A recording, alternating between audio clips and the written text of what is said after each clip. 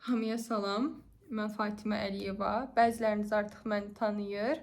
Şəxsi biznesim var. Libasları kiraya verirəm. Ziyafət geyimlərini. İndi isə YouTube-a başlamaq istədim. Sırf niyə? Həm bunu özüm üçün gündəlik kimi istifadə etmək istəyirəm. Sizə biraz tövsiyə verəndə özümə bəzi şeyləri yenidən xatırlatmış kimi olum.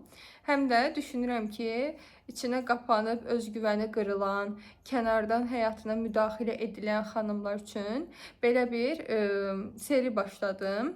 Və mən YouTuber falan deyiləm əslində, mentor deyiləm, psixoloq heç deyiləm, amma təcrübələrimə əsasən, ətrafımdan və yaşadıqlarımdan ortaq məxrəc çıxardıb sizə əslində sanki sizin həyatınızda baş verirmiş kimi olan mövzuların heç də elə olmadığını, əslində mükəmməl görsənən o həyatlarda da bu problemlərin olduğunu biraz danışıb sizdən dərdləşmək istəyirəm deyə. Bu FaceTime kimi olacaq. Yəni elə düşünəsiniz ki, biz sizlə rəfiqəyik və bunu bir yerdə danışıb həll edirik.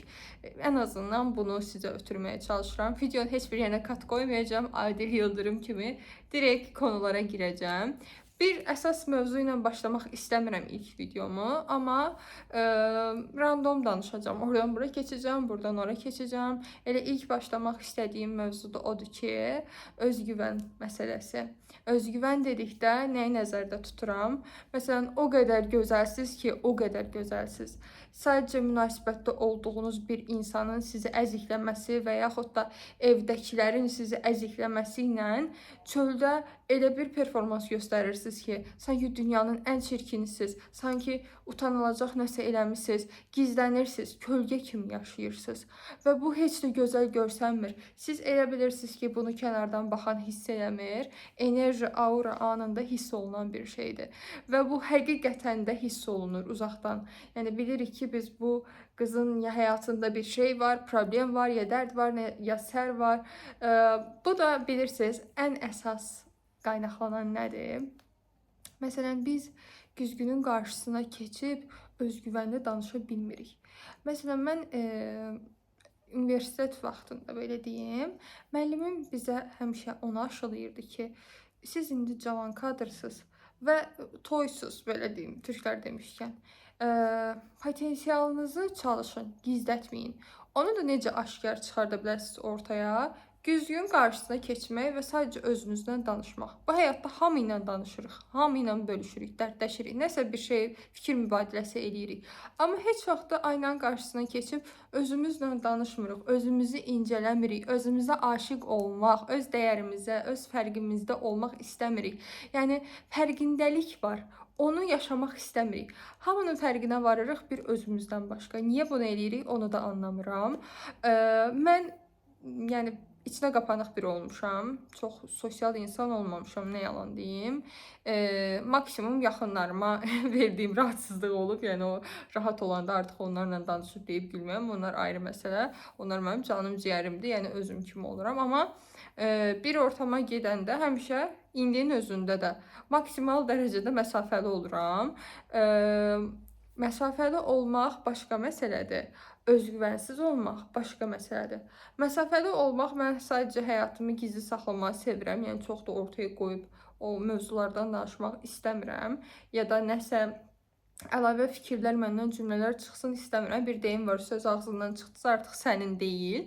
Yəni onun versiyalarının daşınıb dəyişilməsindən həmişə ehtiyat edən biri olmuşam deyə. Çox da belə danışmamışam ortamlarda. Həmişə dinləyən tərəf olmuşam və lazım gələndə rəy bildirən tərəf olmuşam. Amma özgüvənsizlik məndə hardasa belə deyim sizə, 4-cü kurs müddətimə qədər olub. Bayağı olub. Yəni və bu arada türk sözlərindən də istifadə edib danışacağam. Bunu mənə rəy bildirməyin, çünki mənə belə rahatdır. Və bu özgüvənsizliyi mən o qədər yansıdırdım ki, o qədər hiss olunurdu ki, həm xoşbəxt deyildim, həm məyusuydum, həm istədiyim ortamda əgər ən gözəl geyimi geyinmişəmsə, ya həqiqətən də o ortamın işıldayan ulduzu mənəmsə, bunu heç vaxt hiss eləyə bilmirdim mən. Daima özümü geri çəkirdim, özümü kölgələr arasında, yəni hiss edirdim, sanki o kölgələrdən biri idim mən. Və bunu mən necə aşdım? Gəl bunu danışaq sənlə. Artıq sənə sən deyə müraciət etmək istəyirəm. Bunu necə aşdım? Ayna ilə. O standart şeylər deməyəcəm. Hər səhər durdun 21 gün müddətində özünə bax, gözlərinə yaxınlaş, belə danış. Yox, belə bir şeylər deməyəcəm. Bu təbii ki də yəni real deyil. İnsan bir dəfə eləyir, iki dəfə eləyir, ondan sonra həvəsi qırılır. Hər dəfə makiyaj eləyəndə məsələn, makiyaj eləyəndə güzgüyə o qədər diqqətlə baxıram, o qədər özümü incələyirəm. Məsələn, bugün adi makiyaj eləmişəm, bəlkə də heç bir şey eləməmişəm, sadəcə dodağıma bir qələm çəkmişəm, məsələn, atıram. Amma mən özümə o qədər belə fərqli yanaşıram ki, o qələm olsun, o qələm oldu və ya olmadı.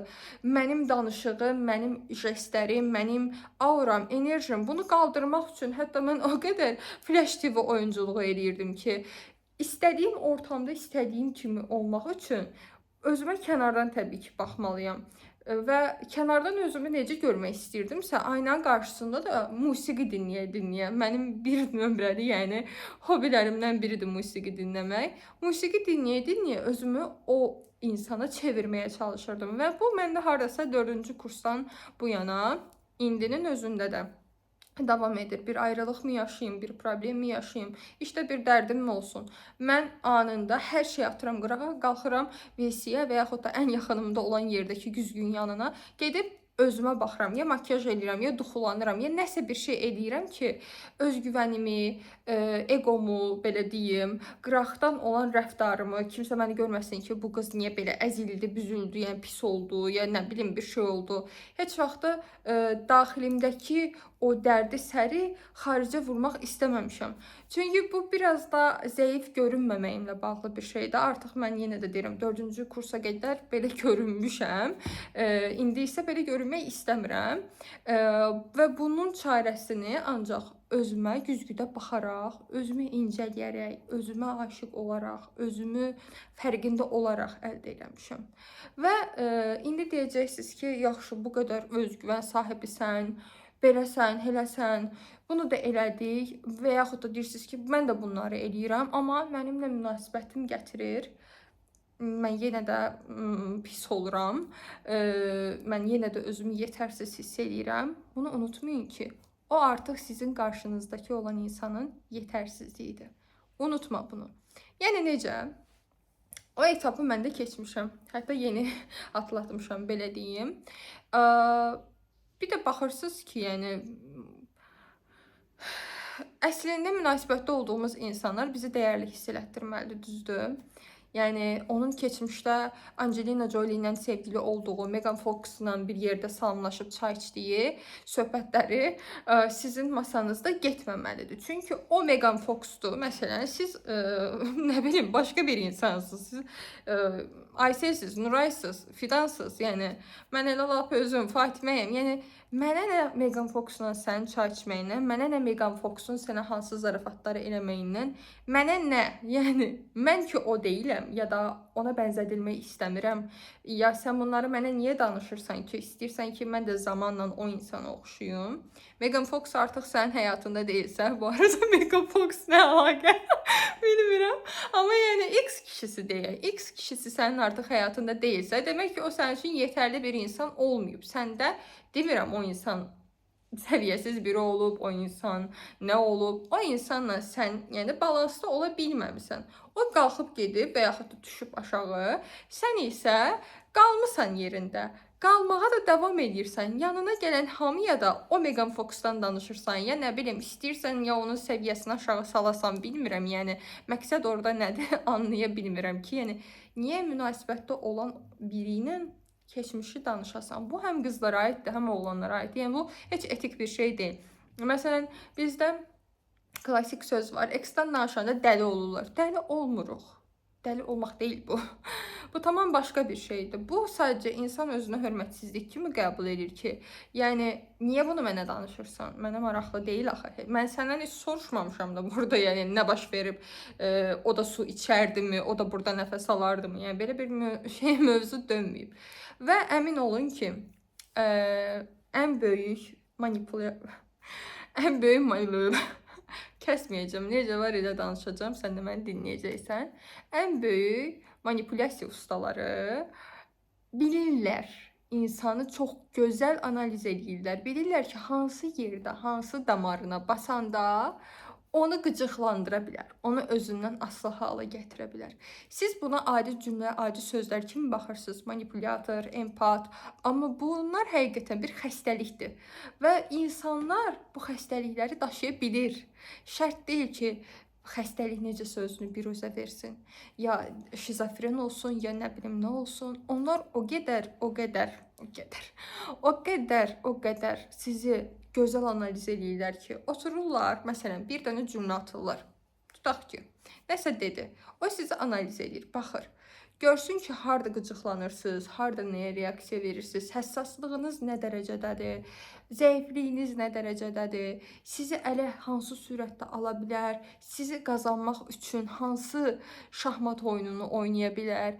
Siz isə ona görə deyirəm, gözəl insan danışdığın zaman elə eləməlisən ki, 5 cümləndən cəmi 2-sini ağzından çıxartmalısan, 3-ünü beynində özün üçün deməlisən.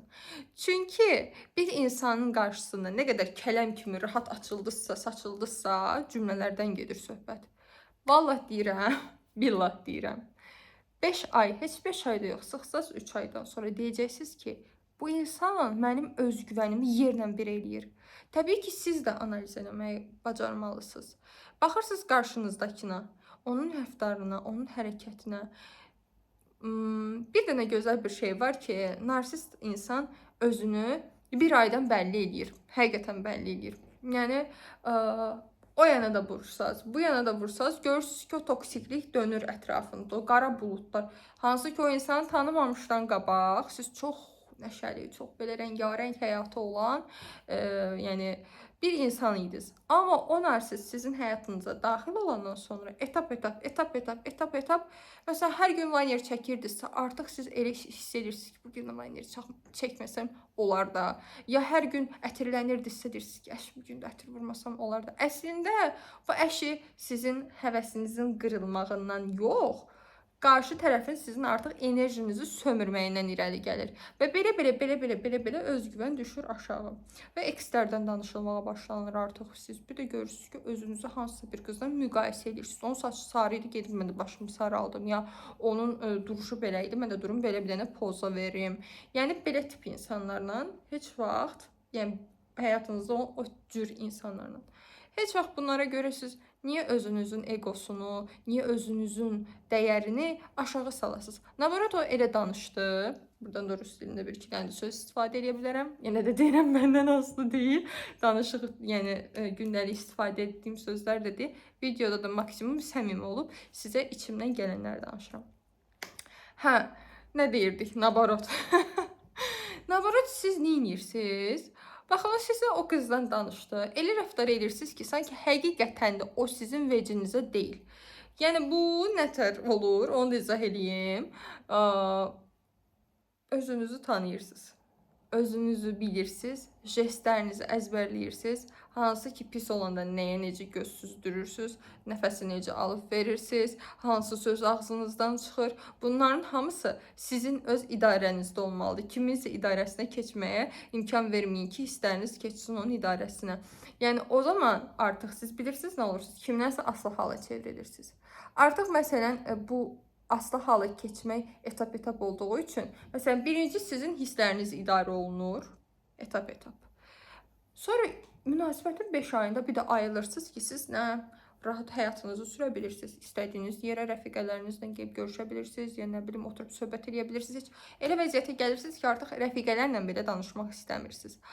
Və sonra bir də baxırsınız ki, artıq sizin geyim tərziniz də dəyişib. Həyatdan o qədər soyumusunuz ki, bu adamın ucu yönləndirməsi ilə siz hərəkət edirsiniz ki, of, yaxşı sən Allah, bir dənə onu da giyinim, bu danışmasında. Yəni niyə? Təbii ki, artıq siz o versiyaya keçəndən sonra onsuz da siz özünüzü bəyənməyəcəksiniz. Çünki o siz deyilsiniz axı. Niyə özünüzü bəyənəsiniz ki? Məsələ budur. Siz özünüzün nə olduğunu bilirsiniz. Elə bir ki, sanki kiminsə idarəsinə ehtiyacınız var idi. O insan da gəlir, tap oturur sizin həyatınıza və başlayır sizi idarə eləməyə. Kiminsə idarəsi altında olan adam niyə özünü bəyənsin ki? Niyə? Yəni sual çıxır ortaya. Və videonu çox uzatmaq istəmirəm. Hələ ki 15 dəqiqəlik belə deyim danışığın ilk partını belə başlamaq istədim. Əgər ki çox güman ki tez-tez paylaşacağım. Sadəcə düzgün kütlənin qarşısına çıxmaq istəyirəm ki, düzgün kütlə dediyim nəyi nəzərdə tuturam. Məsələn, mən xərçəng bürcüyəm. Çox tez-tez özümə qapanıram. Gah belə oluram, gah elə oluram. Yüksələm də əkizlərdir. Vəbşə yəni şey oluram. Tutmaq olmur mənim xarakterimi. Çox dəyişkən xarakterli insanam. Bir gün çox istədiyim ürəklə şeyi 1 saat sonra, 1 saat da deməzdim, 5 dəqiqə sonra ona nifrət eləyə bilərəm. Yəni o tip insanam. Amma zamanla insanın yaşı artdıqca təbii ki də onun idarəsinin əlinə almalı olduğunu bilir. Və bunun üçün də insan özünü tanıyır, özünü analiz edir, kimisə yox. Sizə lazımdır, bax, danışdıqca ürəyim açılır. Sizə lazımdır kiminsə həyatını çəkirsiniz özünüzə. Görürsünüz ki, bu adam sizə məsələn üz vermir də, hə? Yəni, ya nə bilim, red flagdır da, yəni əməlli başlı bu adama baxırsınız, yeriyən qırmızı bayraqdır. Sizə lazımdırmı onun həyatını zorla məlumatlarını ələ keçirəsiniz? Yəni, nə deyirəm burada, nəyi nəzərdə tuturam? Bu adam sizi saymır da. Yəni kör gör. Bu adam səni saymır. İkinci, üçüncü videoda sənə keçəcəm rahat. Mən həyatda da beləyəm. Hətta artıq neçə aydır işləyirəm və kollegama hələ də siz deyə müraciət edirəm. Bilmirəm, mən də belə bir tip insanam. Harada qalmışdıq? Bu adam səni öz həyatına buraxmır. Yəni buraxır, öz istədiyi qədər. Yəni orada dur, mən bunu aralayanda biraz danışaq, bağlayacağam təzədən. Açacağım, danışacaq, bağlayacağım təzədən. Bu bağlananda siz niyə bunun qapısını döyürsünüz ki, aç görüm sən hardasan, kimləsən, nə danışırsan? O onun həyatı daxı, niyə ona maraqlanırsınız? Maraqlı sual yaranır, yəni. Məntiqlə bilirsiniz, baxanda insan düşünə bilir. Hisslərlə yanaşanda heç vaxt düşünə bilmirsiniz. Gərək sizin o başınız o qapıya bir dəfə möhkəm tap dəysin. Ondan sonra siz ayılasınız ki, abala bunun həyatından mənə nə? Mən neynirəm indi bunu? Mən niyə vəbşə öz vaxtımı buna bu qədər xərcləmişəm? Sual yaranır, ortaya çıxır və çox məntiqli də həmin moment sualdır. İnanın ki, bunu hardan bilirəm? Özümün başı o qapıya dəyib, bərk dəyib. Və o qapıya hər dəfə dəyib qaydanda yüngül dəymələr idi, belə deyim. Ətrafımda hər kəs mənə deyirdi ki, eləmə, vallah dəymir, yəni bir özünə bax. Və mən qulaq ardı eləyirdim. Çünki gərək insan onu özü yaşasın, özündə o prosesi dərindən, içdən o acını hiss eləsin. Ondan sonra artıq qərara gəlsin. Və o qərarda həqiqətən hər dəfə dəyib qayıtmalarda etap yığılır ki, bu bilmirəm səndə də belədir ya yox. Mən bir şeydən iyrənənə qədər şans verirəm. İyrənəndən sonra bir ordu yığılsın qabağıma, mən o insana, o və yaxud da belə deyim, həyatda baş verəcək bir, mənə gələcək xeyirli bir şeyə üz vermirəm artıq. Deyirəm ki, mən bu qədər efor çəkdim, mən bu qədər düşdüm bunun dalınca. İndi isə bu mənim əlimə belə rahatlıqla gəlirsə, məncə burada nəsə var. Ona görə mən qəbul eləmirəm. İyrənirəm, soyuram, uzaqlaşdıram. Nəsə var dediyim yaxşı bir şeyin də nəsəsi deyil. Yəni yenə eyni şeylər təkrarlanacağın nəsəsidir. Yəni nəsə var, bu nəsə var. Hə, gözəl dostum. Mən bunları bildiyim üçün, özüm də bu problemi yaşadığım üçün 20 dəqiqədə artıq sənlə dərdləşirəm. Ümid eləyirəm, bir nəbzə də olsa sənə köməklik edə bilmişəm. Daha ağır danışardım, amma ilk videodan onu eləmək istəmirəm. İstəyirəm ki, belə bir-birimizi tanıyaq. Başda da dediyim kimi, bu mənim günlüyüm olacaq, amma sənə faydası dəyən bir günlük olacaq. Hansı ki, sanki hansı bir dostunla dərdləşirsən və ona altda suallar qeyd edirsən, biraz istiqamət ala bilərəm səndən. Çünki sadəcə öz həyatım və rəfiqələrimin həyatından bazı götürüb danışacağam burada. Amma sənin də həyatından bir-iki misal çəkib istəyərəm ki, yön verim. Təbii ki, iradənə təsir eləmək istəmirəm. Deyə bilmərəm ki, bax bunu eləməlisən, bu düzdür. Yox, amma istəyirəm ki, rəfiqə kimi, yenə başda dediyim kimi, sənə sanki söhbət eləyirik. Bu qədər. Videom belə idi. İşdən yorğun-arğın gəlmişəm. Əslində istəyirdim ki, hətta buradadır. Üzümü təmizləyim. Gözaltı patçımı falan gətirmişəm taxım, amma o qədər ürəyim doluymuş ki, mən bunu başa düşdüm. Heç onları da eləmək istəmədim. Bu qədər. Gecən xeyrə. Ümid edirəm videom sənə kömək olar. Yəqin ki, yox, elə 100% ki, gələcək ardı. Özünə yaxşı bax, hələlik.